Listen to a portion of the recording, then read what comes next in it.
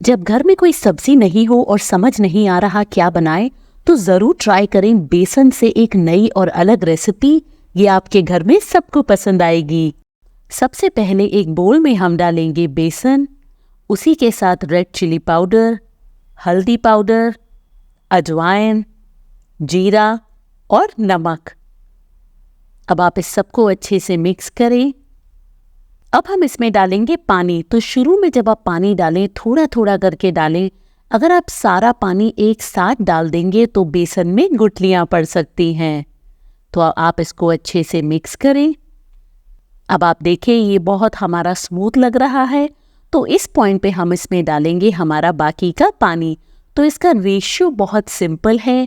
1 cup बेसन के लिए 3 कप पानी जाएगा। ये आप पानी की क्वांटिटी ध्यान रखें, क्योंकि इसके बेसिस में आपकी बेसन की सब्जी बहुत ही नरम बनेगी।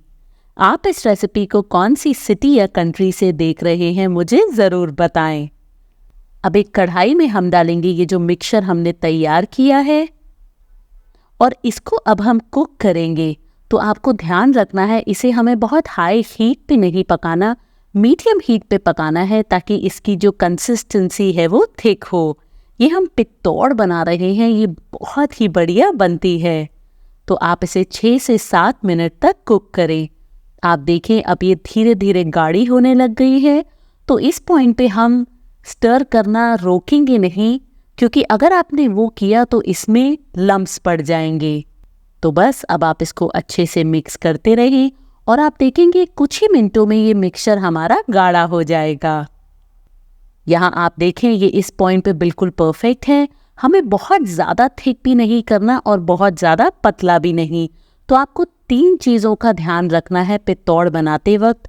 सबसे पहला, पानी की क्वांटिटी बिल्कुल ठीक हो। सेकेंडली, आप इसको लगातार स्टर ज़रूर करते रहें। और तीसरा, इसको आप ओवरकुक नहीं करें।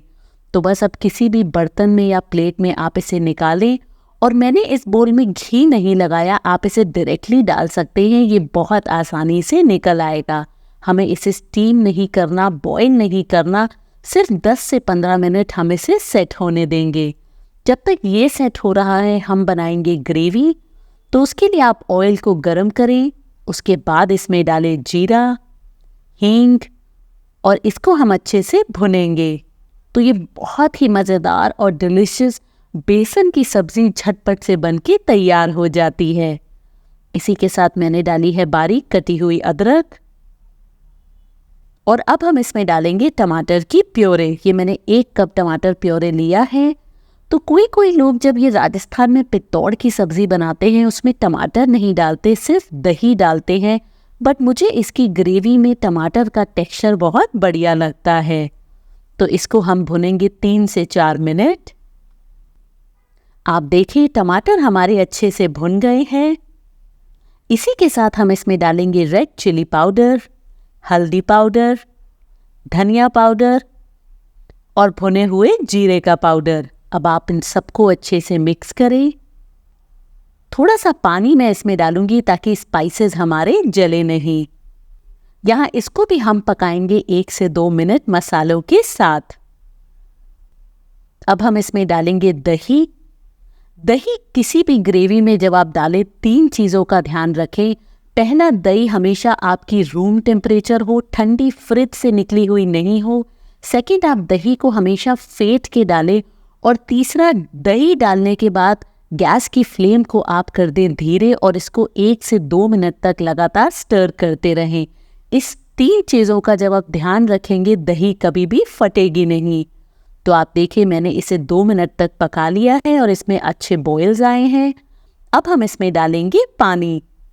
पानी डालने के बाद भी हम इसे कुक करेंगे 2 से 3 मिनट। एक और मैं आपको टिप दूंगी, जब भी आप मिल्क रिलेटेड, डेयरी रिलेटेड चीज़ें डालते हैं जैसे कि दही, क्रीम या फिर दूध, तो ऑयल की क्वांटिटी कम डालें, क्योंकि ये अपना नेचुरल फैट रिलीज करते हैं। तो आप देखिए ये जो ऊपर है ये दही का फैट है। तो यहाँ अगर अब हम पित्तौड़ को देखें, ये हमारे कंप्लीटली सेट हो चुके हैं। इसको अब आप काटें मीडियम या छोटे साइज में, जैसे भी आपको पसंद है। आज हम ग्रेवी वाली सब्जी बना रहे हैं। इसकी सूखी सब्जी भी बहुत अच्छी लगती है और अगर आप इसे सिर्फ तड़के के साथ फ्राई करके खाएं तो ऐसा स्नैक भी ये बहुत ही मज़ेदार लगते हैं। तो आप देखें, हमने बोल में घी नहीं लगाया था, बट ये बहुत आसानी से हमारा निकला है। आप टेक्सचर भी देखें, ये बहुत नरम है। तो आप बेसन और पानी का रेशियो ध्यान रखें, ये आपके हमेशा परफेक्ट बनेंगे। तो यहाँ हमारी ग्रेवी भी अच्छे से कुक हो गई है। इसमें हमने डाला है थोड़ा सा नमक। उसी के साथ अब हम डालेंगे हमारी पित्तौड़। इसको डालने के बाद आप ध्यान रखें, जब आप इसको स्टर करें बहुत ज़ोर से नहीं करें, क्योंकि पित्तौड़ हमारी काफ़ी सॉफ्ट हैं। इसको भी अब हम ग्रेवी में पकाएंगे, तो ढक के आप इसे 3 से 4 मिनट कुक करें। यहाँ अगर मैं आपको पित्तौड़ दिखाऊं, आप देखें ये कितनी सॉफ्ट एंड नरम है। तो बस आप मेरे टिप्स का ध्यान रखें और ये हमेशा परफेक्ट बनेगी। यहाँ अगर अब आप देखें, ये हमारी परफेक्टली कुक हो चुकी है। अब आखिर में हम इसमें डालेंगे गरम मसाला, कसूरी मेथी और उसी के साथ हरा धनिया। तो आपकी बहुत ही मशहूर राजस्थान की फेमस पित्तौड़ की सब्ज़ी बनके तैयार है। एक बार आप इसे ज़रूर ट्राई करें, आई एम श्योर आपको बहुत पसंद आएगी।